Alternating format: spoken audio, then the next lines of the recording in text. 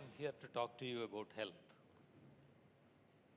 My health, your health, and the health of our loved ones, which possibly includes your grandmother, whom you do meet maybe once in 3 months, with whom you may have had no meaningful conversation in the last many years.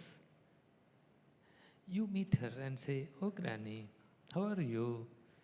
I love you."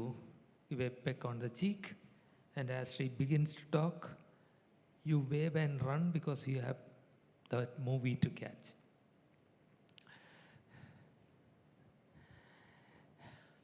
I grew up at a time when diseases were plenty.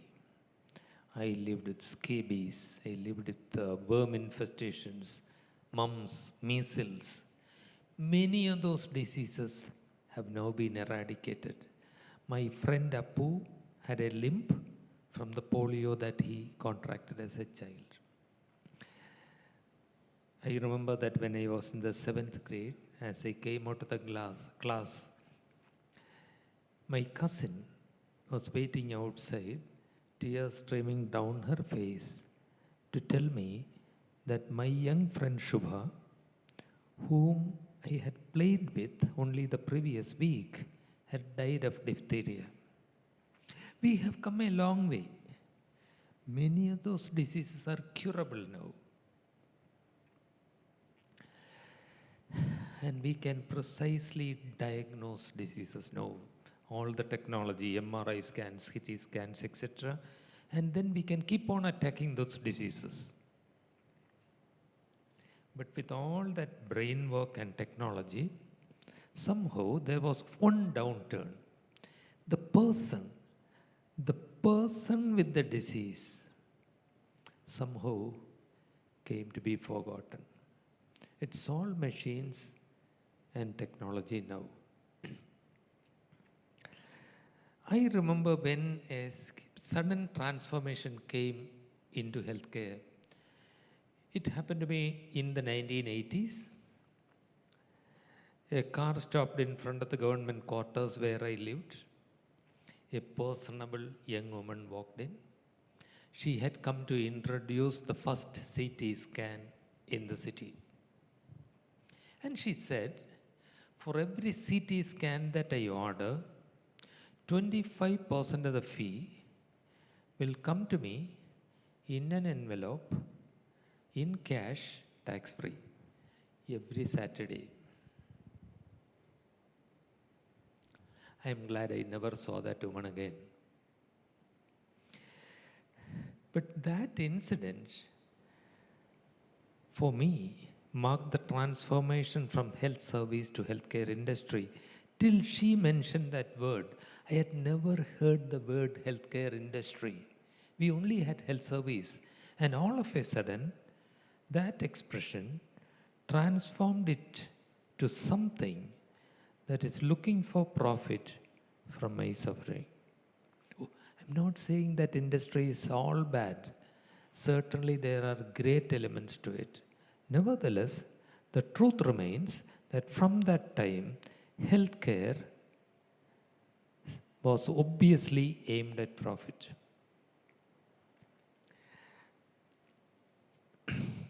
That's the elephant in the healthcare room. See that poem from Kettering. There is an elephant in the room. It's large and squatting. It's hard to get around it. It was not so huge.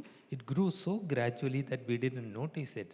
And now it is squeezing us and denying us space. Yet we squeeze by with "how are you" and "I am fine" and 1,000 other forms of trivial chatter. We talk about the weather, we talk about work, we talk about everything else except the elephant in the room.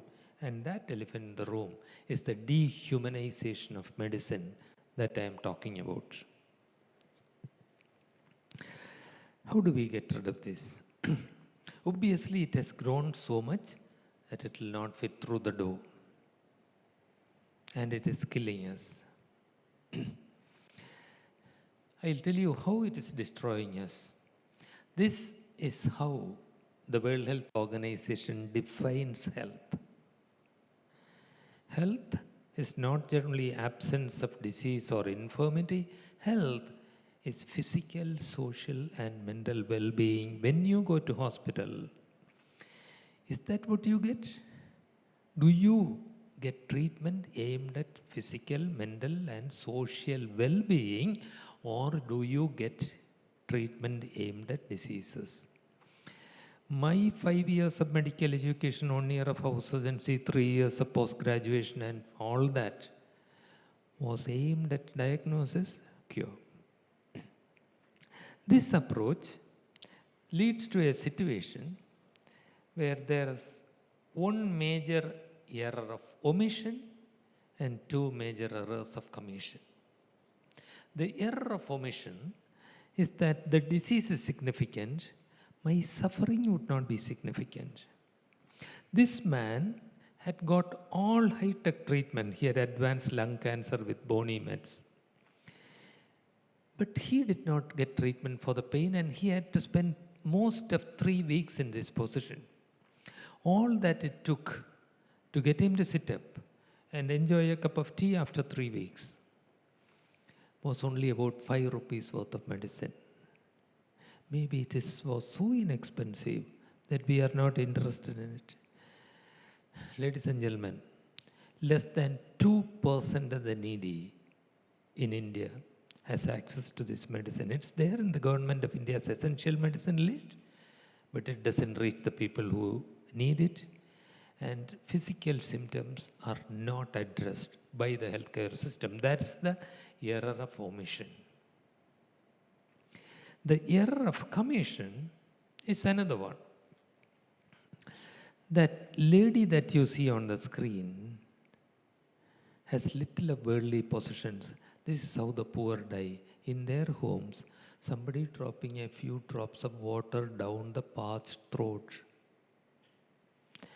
And maybe with a loving hand on the forehead that you see there. Whereas every one of us who has some money in the pocket is likely to end up like the other person. Alone in a cold intensive care unit, deprived of human touch. Lights like this for 24 hours, no difference between night and day. And bleeps and alarms and sirens all around. And the voice of people crying all around you. What would be important for me when my time comes? I have to die someday. What would be important for me in the last month of my life? My car? My house? My awards, honors, if they are all around me? They matter little. Only two things matter. The physical comfort.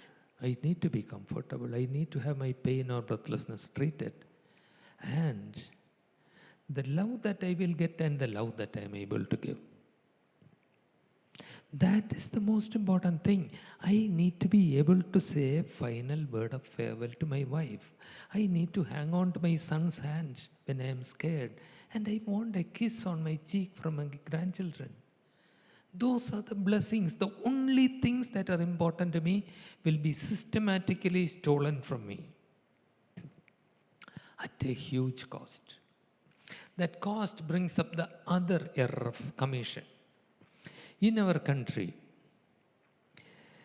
the catastrophic health expenditure associated with treatment drives 55 million Indians below poverty line. Ladies and gentlemen, that's 4.5% of our population whose health is destroyed.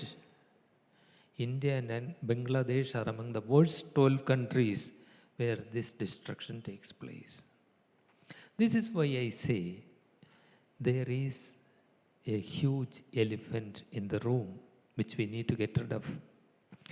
I've been moaning about problems. Let us talk about solutions.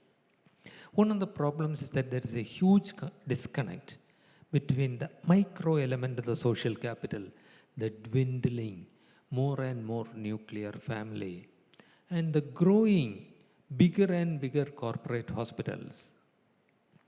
These people are strangers there, and the community that was supportive to people, the people around me, that community is broken. They are not there anymore. We are rebuilding the community. The palliative care and movement in Kerala welcomes people, volunteers, as part of the healthcare delivery system. If health is not only treatment of disease, but also giving not only physical well-being, but also social and mental well-being, then the solution cannot come from doctors and nurses alone. All of you need to be involved. The people around me will be necessary. Your grandmother needs you. Not just to say, Kaisi hogam nani, but just to sit with the person and maybe say, Grandma, tell me your story, the story of your life, and you will discover precious pearls. That community building has to happen within the family and around you. Is there any community anywhere in the world where there are not a few good people who are willing to help others? We are welcoming them. That picture was taken 3 years back on World Palliative Care Day. Our volunteers every year arrange an outing for people who are homebound, particularly those on wheelchair. They were given this treat. About 40 people on wheelchair were there. That meant we needed 160 volunteers, 2 phone calls, one to Trivandrum Engineering College, the other to Mar Baselios Engineering College, and we had 160 volunteers, 4 to a patient, to pick them up from the home, bring them to the road, put them in a vehicle, and bring them across to the seaside. And what did it mean? That girl in red and green said, she doesn't have normal sensation in her legs, but she said, the waves touching my feet was the best experience that I have had in my whole life. And if health is physical, social, and mental well-being, that was the pinnacle of healthcare. And we doctors and nurses couldn't have done that without engaging the community. And without the community, without that volunteer, the young woman, we would never have found this patient who was so vulnerable that no medical system would have reached her. There are lakhs of people in our place who do not get access to healthcare system. Ladies and gentlemen, we have to get that elephant out. For that, each one of you needs to get engaged. We need to be advocates. We need to advocate for people who do not get care.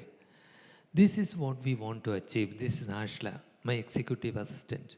At the age of 26, as a software person, she fell out of a train, broke her neck.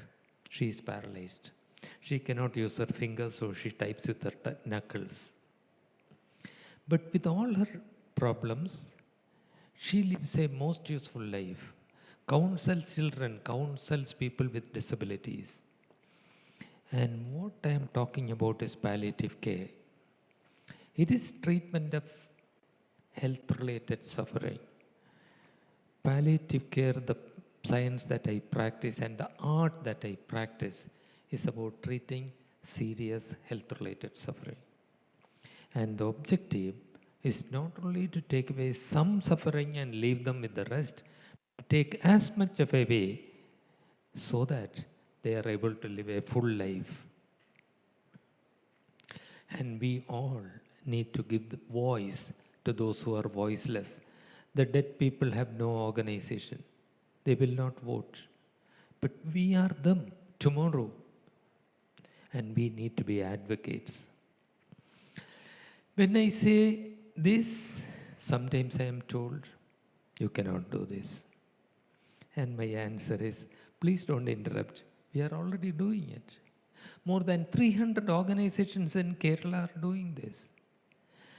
Some palliative care is reaching every bed-bound patient in every panchayat, because every panchayat now has a palliative care nurse. It's not enough, but something is happening. Well, the next problem is, it's not easy. Of course it's not easy. Why does it have to be easy? All the easy things in the world have been done by somebody or other. The only remaining ones, like pulling down the Palarivattam overbridge, will be done soon. Only the difficult things will be left. But that's not a reason for not doing it. It is necessary. We have to get that elephant out of the room for the safety of your own loved ones, your parents, your children, and for ourselves. The only other option that you have is not to do anything. Okay, let somebody else do it. But ladies and gentlemen, not doing anything is not being neutral, because when we do nothing, with every tablet of paracetamol that you eat and with every prescription that I write, we are assisting the harm. There is no middle course. Either you engage the issue and do what we can, or we become part of the problem. I hope you will do what you can, because we are part of a community. We are not islands. Human beings cannot be islands. At some point, you will look around for help, and unless we rebuild that community, there will be no hand to hold you, you and I. That rebuilding of the community can happen only if you and I accept the responsibility. Please write to me so that we can discuss what we can do together. Best wishes, ladies and gentlemen. Namaste.